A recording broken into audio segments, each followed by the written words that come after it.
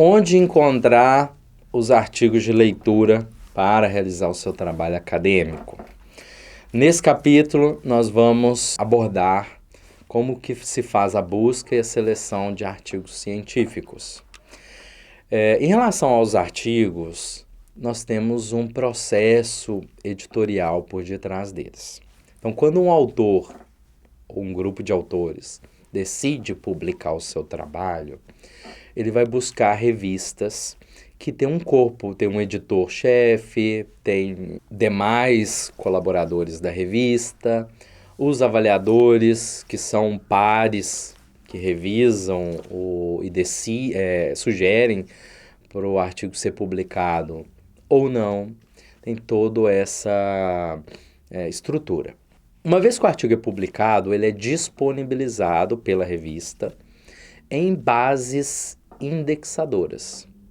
A primeira que eu vou falar, e é de muito interesse seu, é o portal de periódicos da CAPES. O IFMG pertence à CAF, que é a Confederação, para o acesso a esses materiais. Então, com o seu login de aluno, você terá acesso e poderá fazer o download de artigos mesmo fora da rede do IFMG. Então, no livro, eu deixo lá algumas instruções para você ingressar na plataforma, na Café, e estar logado. Depois que você está logado, lá dentro você tem acesso a duas bases muito especiais. São várias, eu destaco essas e depois vocês encontrem outras também. Mas é a Scopus e a Web of Science. São bases indexadoras internacionais muito importantes. E através da CAF, da CAPES, você tem acesso. Eu mostro como exemplo, faço uma pesquisa na Scopus, Direito, revistas brasileiras, e demonstro as 38 revistas que estão indexadas na Scopus. E faço também o mesmo para a Web of Science, nós temos 14 revistas indexadas lá. Essas revistas, elas têm um diferencial de se propor a um público internacional, enfim, vale a pena olhar elas com carinho, digamos assim. Uma vez que está na base indexadora, a gente tem em paralelo a avaliação das revistas, não é do artigo, é da revista. Então, uma revista que publica alguns artigos, eles são muito citados, essa revista ela passa a ser considerada de alto impacto. Tem revistas com baixo até o alto impacto, obviamente. Deixo a lista lá no texto também em relação a esse ranqueamento, para vocês entenderem. Tem uma charge, uma frase que se você não lê, tem que acreditar no que as pessoas te contam, te falam. No ambiente acadêmico, não existe essa superioridade tão grande da leitura, não. Você deve ler de forma crítica, não acreditar no que os outros escrevem, basicamente. As revistas não são garantias, mas são indicadores mínimos de qualidade que te ajudam a ter mais ou menos confiança naquela informação.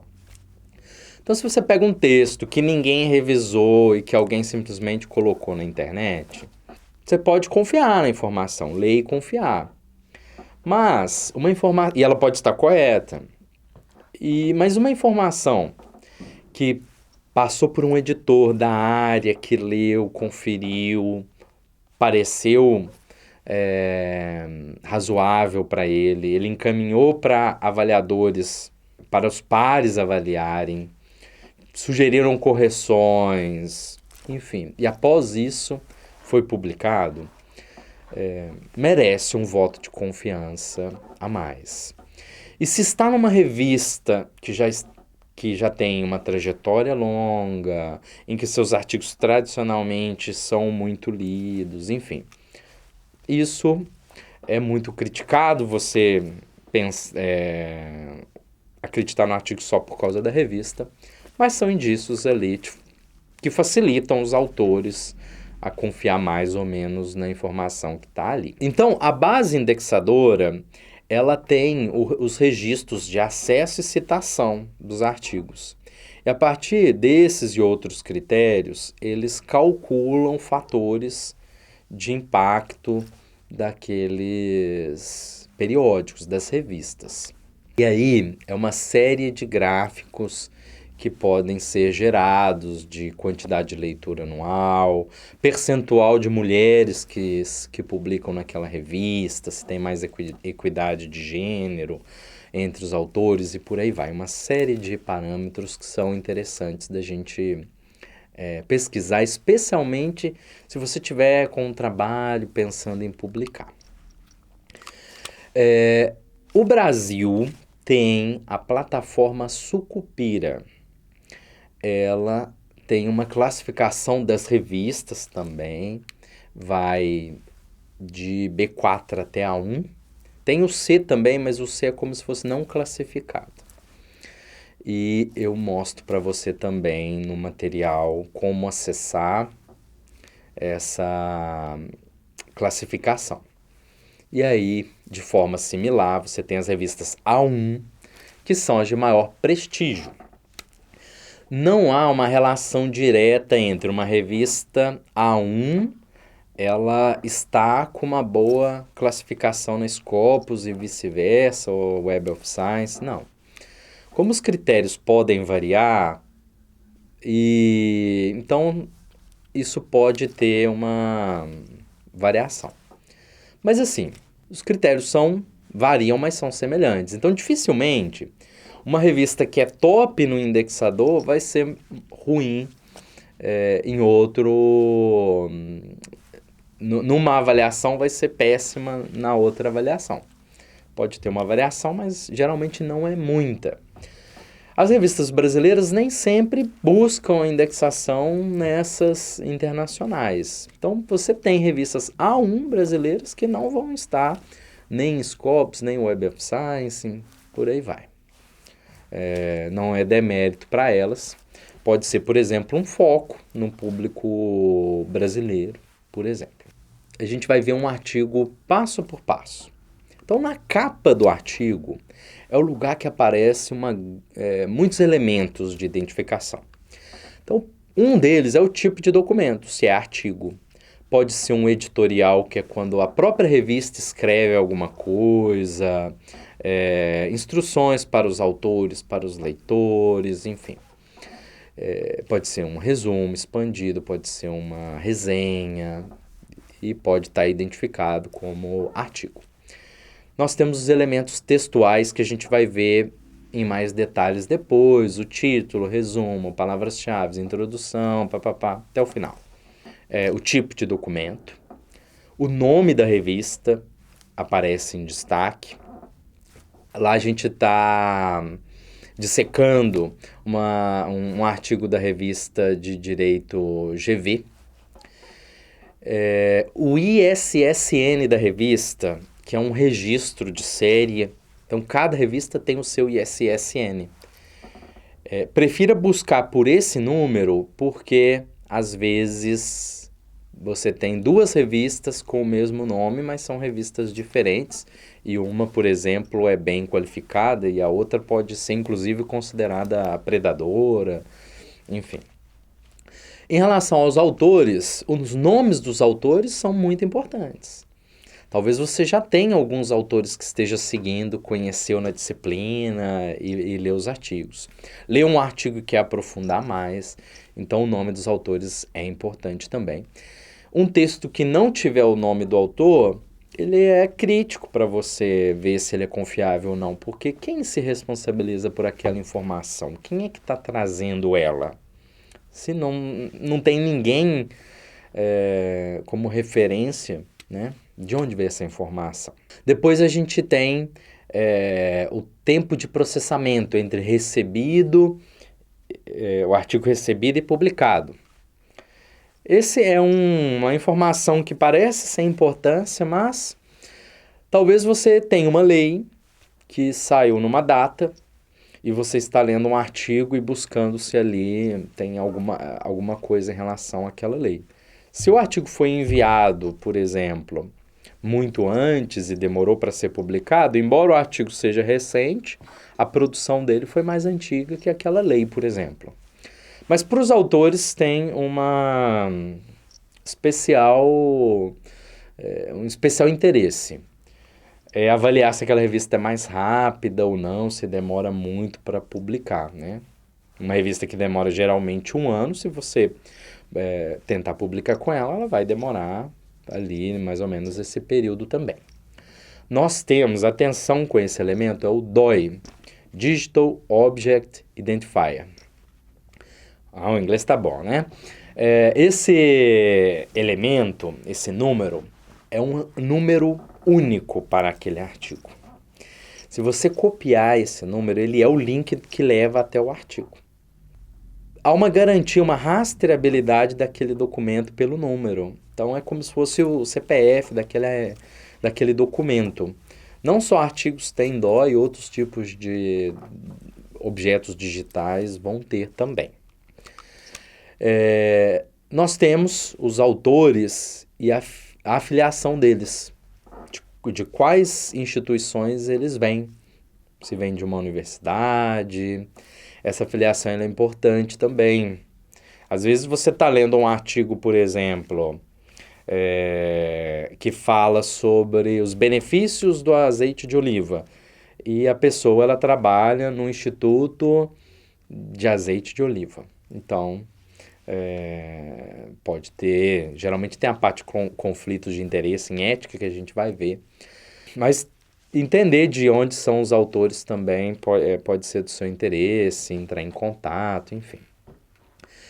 E elementos editoriais que vão ser muito importantes na parte de citação, volume da revista. Uma revista ela pode ter mais produções ao longo do ano, né? Os volumes. A gente tem hoje em dia muito frequente a publicação em fluxo contínuo. O artigo chega, é processado e já é publicado, ele não é publicado em volumes. A página do artigo ela é necessária para publicar, o ano de publicação. Temos também a taxonomia Credit, a gente vai ver lá no capítulo 8, mas é a descrição do papel que cada autor desenvolveu na produção daquele texto. A licença daquele documento. Alguns artigos são pagos, acesso fechado. Para ter acesso, você precisa pagar. Talvez não você, pessoa, mas você está logado pela plataforma Sucupira, por exemplo, que eu expliquei como que acessa.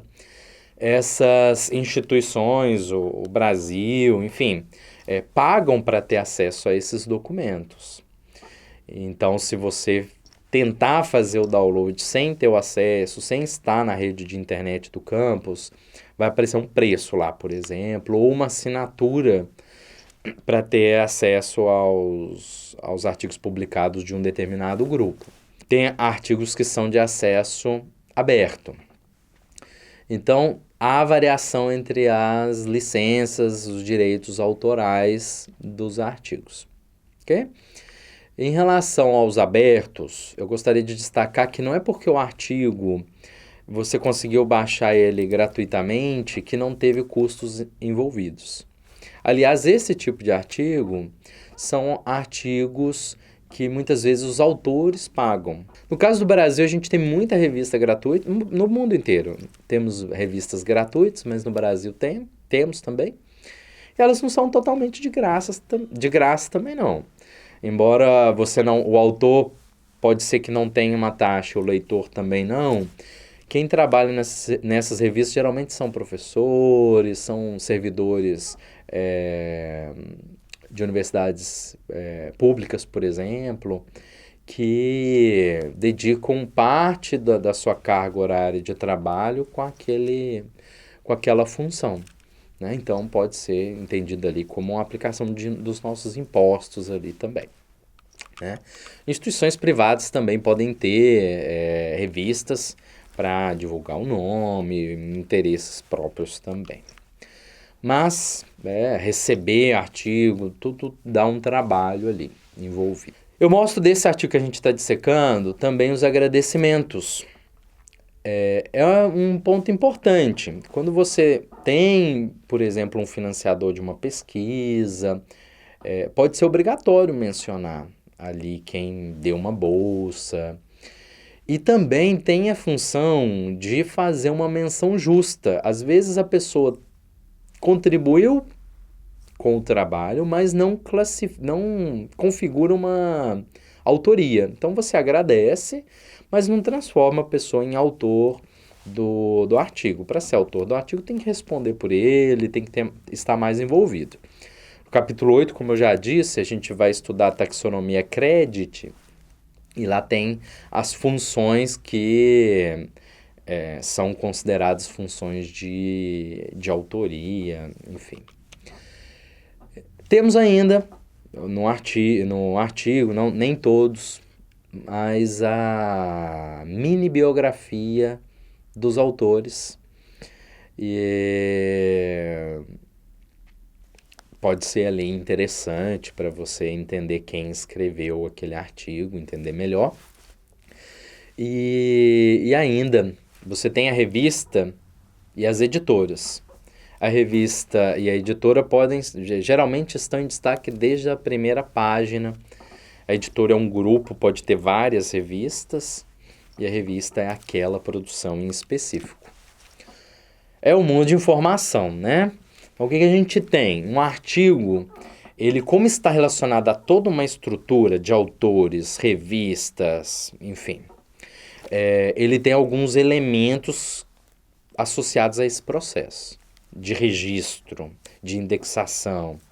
E identificar esses elementos te auxilia a entender se é um artigo ou é um outro texto que alguém simplesmente subiu na internet. E uma vez que você identificou que é um artigo, você pode ir além. É artigo de uma revista conceituada, uma revista de prestígio ou não?